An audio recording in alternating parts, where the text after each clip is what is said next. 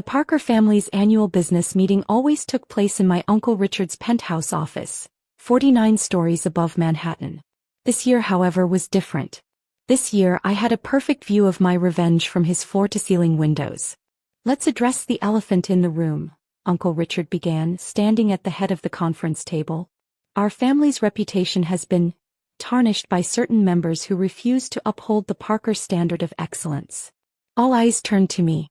Emma Parker, the family disappointment, sitting quietly at the far end of the table in my simple black blazer, which my cousin Sophia had already sneered at, whispering loudly about outlet store fashion. If only they knew this outlet store blazer was custom-made in Milan. "Emma," my uncle continued, his voice dripping with practiced disappointment, "it's been 5 years since you left Parker Financial. 5 years of what exactly? What do you have to show for your rebellion?" I thought about the documents in my briefcase. About the gleaming 60-story building across the street, its windows still covered for tomorrow's grand unveiling.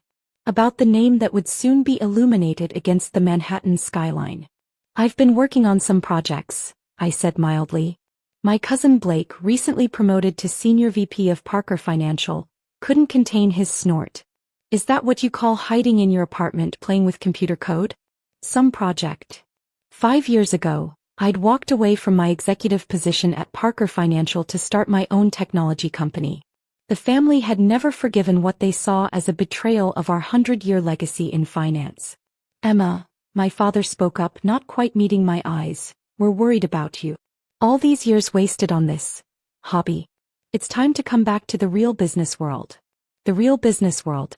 Like Parker Financial's struggling attempt to modernize their trading systems. Like their declining market share as tech-savvy competitors left them behind.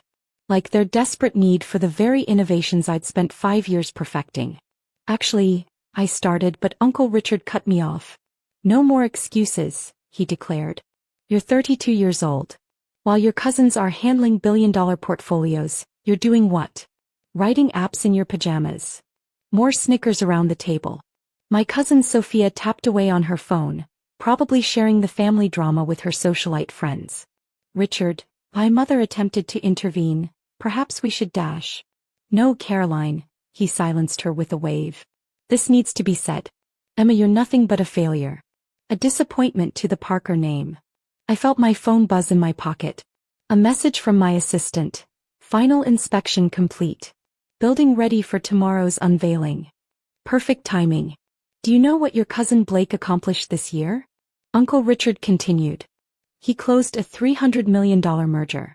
Sophia's department generated $150 million in new investments.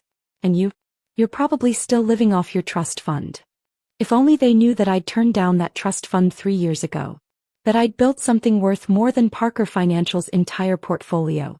"Actually, Uncle Richard," I said quietly, "I did want to discuss my recent work dash." "Recent work?" Blake interrupted. "Please. We all know you haven't done anything meaningful since you abandoned the family." My phone buzzed again.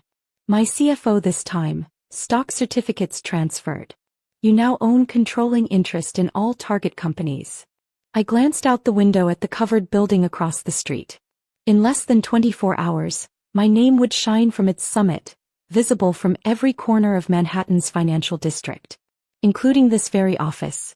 "Emma," Uncle Richard's voice softened with fake concern, "this little rebellion has gone on long enough. It's time to accept reality. You're nothing without the Parker name behind you. Nothing." The word echoed around the room. The same word they'd used when I resigned. When I turned down the trust fund. When I started my company with nothing but my savings and a revolutionary trading algorithm. "Perhaps you're right," I said, watching Sophia roll her eyes at my apparent surrender. "Perhaps we should discuss my future at Parker Financial." Uncle Richard smiled triumphantly. "Finally seeing sense.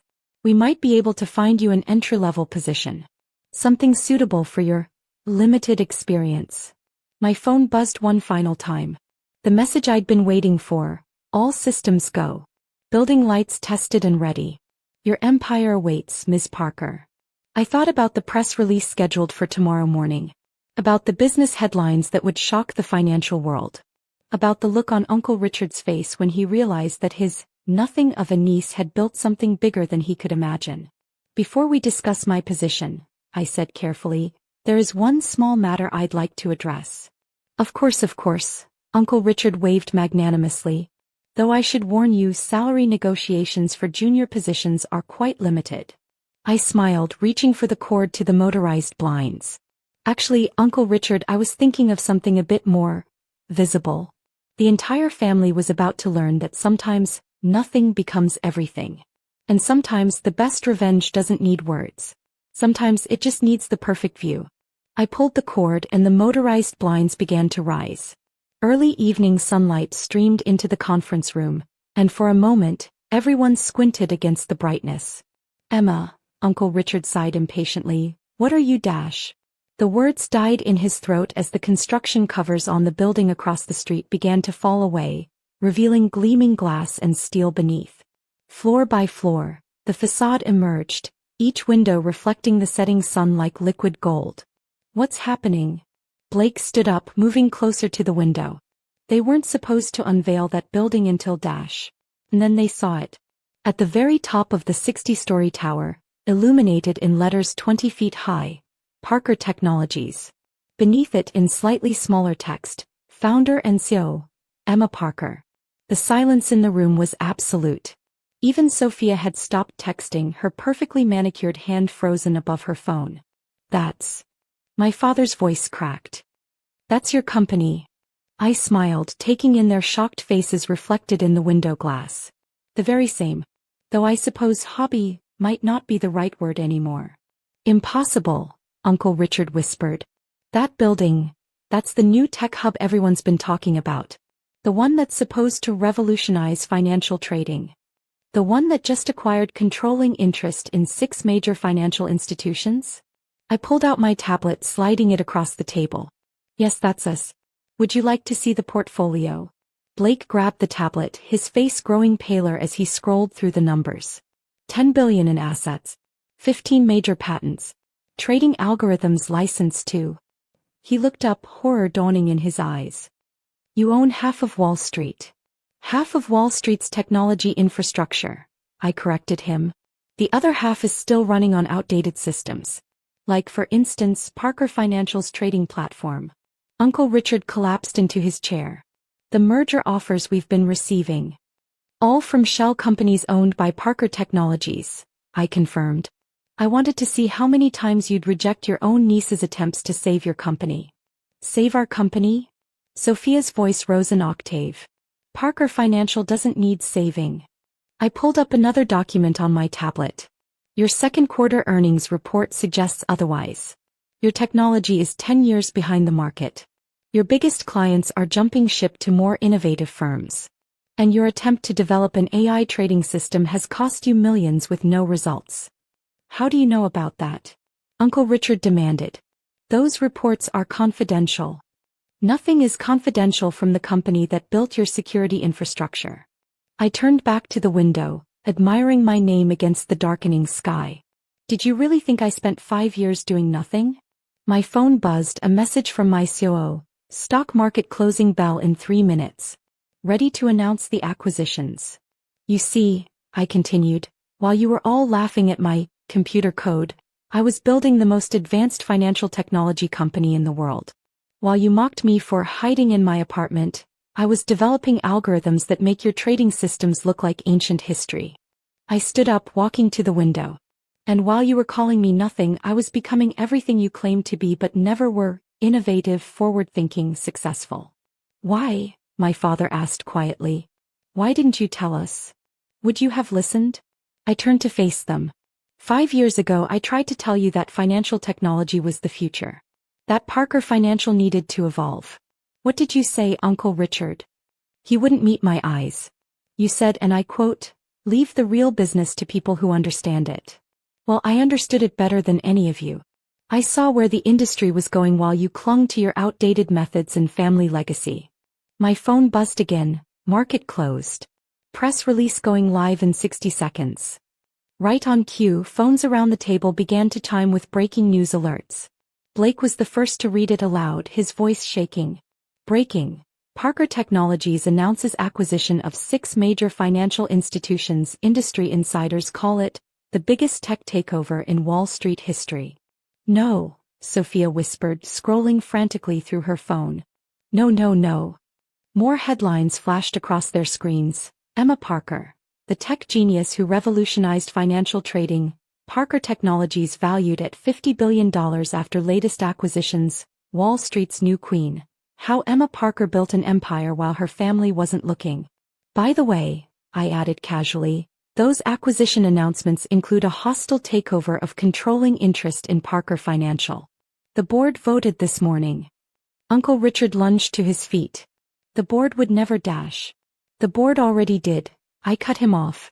They were quite impressed with our technology demonstration, particularly the parts that showed how far behind Parker Financial has fallen. I walked to the conference table and picked up my briefcase. Effective immediately, Parker Financial will be restructured as a subsidiary of Parker Technologies. All executive positions will be reviewed and most will be eliminated. You're firing us? Blake's voice cracked. From our own company? Not your company anymore, I corrected him. Consider it my entry-level position. You can't do this. Uncle Richard's face had turned an alarming shade of red. We're family. Family. I laughed. Like how you treated me as family all these years. Called me nothing? Mocked my work? Dismissed my success. I walked to the door then paused. Oh, and Uncle Richard? I'll be needing this office. My tech team thinks it would make an excellent server room. The chaos behind me was spectacular. Sophia was crying into her phone. Blake was frantically calling his broker. My father sat silent, staring at my name illuminated across the street. My mother caught up with me at the elevator. Emma, please. We can fix this. Come back to the family. I stepped into the elevator, turning to face her. Mom, I never left the family. I just built a better one. As the doors closed, I heard Uncle Richard's anguished cry as more news alerts hit their phones. Parker Financial stock price plummeting while Parker Technologies soared. Outside, my driver held the door to my car. To the office, Miss Parker? I looked up at my building, my name shining against the night sky.